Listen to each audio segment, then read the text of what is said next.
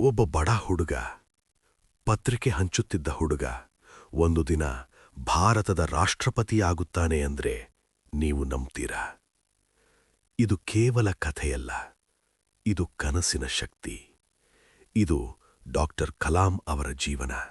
ನೀವು ಬಡವರಾದರೆ ನಿಮ್ಮ ಕನಸುಗಳು ಸಣ್ಣವಾಗಿರಬೇಕು ಅಂತ ಯಾರಾದ್ರೂ ಹೇಳಿದ್ದಾರಾ? ಆ ಮಾತು ಕೇಳಿದ್ರೆ ಈ ವಿಡಿಯೋ ನಿಮಿಗಾಗಿಯೇ.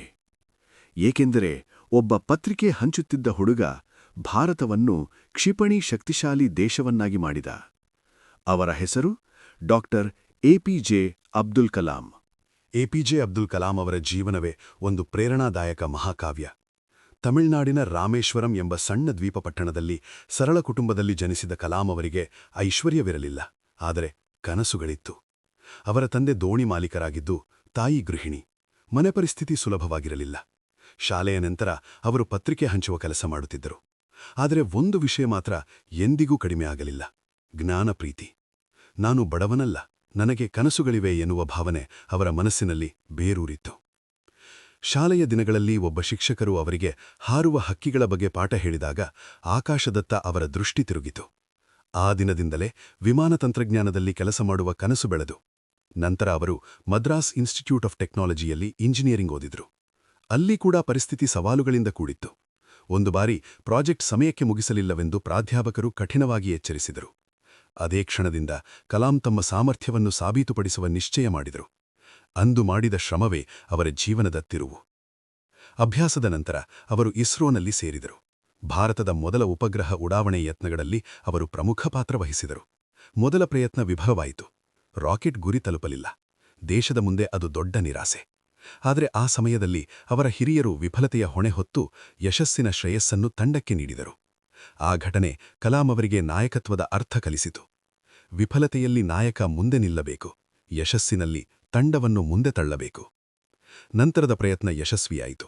ಭಾರತ ತನ್ನದೇ ಉಪಗ್ರಹವನ್ನು ಯಶಸ್ವಿಯಾಗಿ ಉಡಾಯಿಸಿತು. ಮುಂದೆ ಅವರು ಡಿಆರ್ಡಿಒನಲ್ಲಿ ಕ್ಷಿಪಣಿ ಅಭಿವೃದ್ಧಿ ಯೋಜನೆಗಳನ್ನು ಮುನ್ನಡೆಸಿದರು. ಅಗ್ನಿ, ಪೃಥ್ವಿ ಮುಂತಾದ ಕ್ಷಿಪಣಿಗಳ ಮೂಲಕ ಭಾರತವನ್ನು ರಕ್ಷಣಾ ಕ್ಷೇತ್ರದಲ್ಲಿ ಬಲಿಷ್ಠ ರಾಷ್ಟ್ರವಾಗಿ ರೂಪಿಸುವಲ್ಲಿ ಅವರ ಪಾತ್ರ ಅಮೂಲ್ಯ. ಅದಕ್ಕಾಗಿಯೇ ಅವರನ್ನು ಮಿಸ್ಸೈಲ್ ಮ್ಯಾನ್ ಆಫ್ ಇಂಡಿಯಾ ಎಂದು ಕರೆಯಲಾಯಿತು. ಆದರೆ ಅವರ ಹೃದಯದಲ್ಲಿ ಅಧಿಕಾರಕ್ಕಿಂತ ಹೆಚ್ಚು ಪ್ರೀತಿ ಇದ್ದದ್ದು ಯುವಜನತೆಗಾಗಿ. ಅವರು ಯಾವಾಗಲೂ ಹೇಳುತ್ತಿದ್ದ ಮಾತು: dream, dream, dream. Dreams transform into thoughts and thoughts result in action. 2002ರಲ್ಲಿ ಅವರು ಭಾರತದ ರಾಷ್ಟ್ರಪತಿಯಾಗಿ ಆಯ್ಕೆಯಾದರು. ಇಂಡಿಯಾ ದೇಶದ 11ನೇ ರಾಷ್ಟ್ರಪತಿ. ಆದರೆ ಅವರು ಕೇವಲ ರಾಷ್ಟ್ರಪತಿಯಲ್ಲ, ಜನರ ರಾಷ್ಟ್ರಪತಿ. ರಾಷ್ಟ್ರಪತಿ ಭವನದ ವೈಭವಕ್ಕಿಂತ ವಿದ್ಯಾರ್ಥಿಗಳ ಮಧ್ಯೆ ಕಳೆಯುವ ಸಮಯವನ್ನು ಹೆಚ್ಚು ಇಷ್ಟಪಟ್ಟರು. ಅವರು ಸಾವಿರಾರು ವಿದ್ಯಾರ್ಥಿಗಳೊಂದಿಗೆ ಸಂವಾದ ನಡೆಸಿದರು. ಪ್ರತಿಯೊಬ್ಬರ ಕಣ್ಣಲ್ಲಿ ಕನಸು ಬೆಳಗುವುದು ಅವರ ಧ್ಯೇಯ. ಅವರು ನಂಬಿದ್ದದ್ದು ದೇಶದ ಭವಿಷ್ಯ ಯುವಜನರ ಕೈಯಲ್ಲಿದೆ. ಒಮ್ಮೆ ಒಬ್ಬ ವಿದ್ಯಾರ್ಥಿ ಕೇಳಿದ, ಸರ್, ನಾವು ಹೇಗೆ ದೊಡ್ಡವರಾಗಬಹುದು? ಕಲಾಂ ಉತ್ತರಿಸಿದರು: ಮೊದಲು ದೊಡ್ಡ ಕನಸು ಕಾಣಿರಿ, ನಂತರ ಅದಕ್ಕಾಗಿ ನಿರಂತರವಾಗಿ ಶ್ರಮಿಸಿರಿ. ಅವರ ಜೀವನವೇ ಆ ಮಾತಿನ ಸಾಕ್ಷಿ. ಬಡತನ, ವಿಫಲತೆ, ಟೀಕೆ ಯಾವುದೂ ಅವರನ್ನು ತಡೆಯಲಿಲ್ಲ. ಅವರು ಯಾವಾಗಲೂ ಹೇಳುತ್ತಿದ್ದ ಒಂದು ಸಾಲು: if you fail, never give up, because FAIL means first attempt in learning. ಅವರ ಸರಳತೆ ಅಚ್ಚರಿಯದ್ದಾಗಿತ್ತು. ರಾಷ್ಟ್ರಪತಿಯಾಗಿದ್ದರೂ ವೈಭವದ ಜೀವನ ನಡೆಸಲಿಲ್ಲ. ವೈಯಕ್ತಿಕ ಆಸ್ತಿ ಬಹಳ ಕಡಿಮೆ. ಅವರು ಬರೆದ ಪುಸ್ತಕಗಳು wings of fire, ignited minds ಲಕ್ಷಾಂತರ ಯುವಕರಿಗೆ ದಾರಿದೀಪವಾದವು.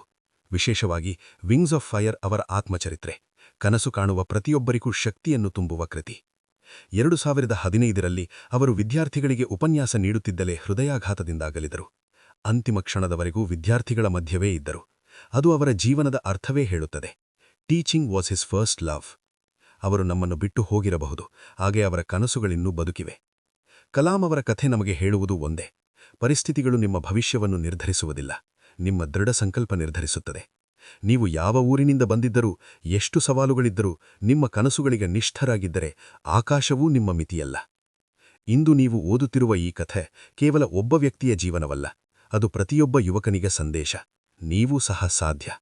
ನಿಮ್ಮೊಳಗಿನ ಬೆಂಕಿಯನ್ನು ಜ್ವಾಲೆಯಾಗಿ ಮಾಡಿಕೊಳ್ಳಿ. ವಿಫಲತೆಯನ್ನು ಹೆದರಬೇಡಿ. ನಿಮ್ಮ ಕನಸುಗಳಿಗೆ ಕೆಲಸ ಮಾಡಿ. ಒಂದು ದಿನ ನೀವು ಕೂಡ ನಿಮ್ಮ ಜೀವನವನ್ನು ನೋಡಿ ಹೆಮ್ಮೆ ಪಡುವಿರಿ. ಅದೇ ಕಲಾಂ ಅವರ ಜೀವನ ಪಾಠ. ದೊಡ್ಡ ಕನಸು ಕಾಣಿರಿ, ಕಠಿಣವಾಗಿ ಶ್ರಮಿಸಿರಿ, ದೇಶಕ್ಕೆ ಕೊಡುಗೆ ನೀಡಿರಿ ಮತ್ತು ಸದಾ ವಿನಮ್ರರಾಗಿರಿ.